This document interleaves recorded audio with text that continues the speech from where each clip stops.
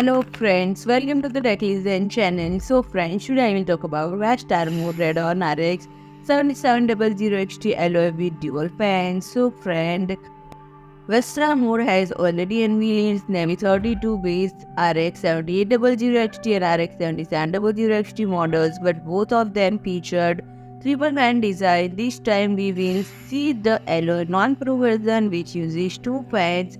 This is actually a rare design like this for Navy 32 model. Only 2 out of 15 RX 7700XT models have such a setup of fans, and the car features Navy 32 XL GPU with 3456 stream processor and 12 GB DDR6 memory across a 192-bit interface. And as far as power specification are considered, the card uses AMD reference 245-watt typical board power specification, and Vastarmor is recommending a 700-watt power supply.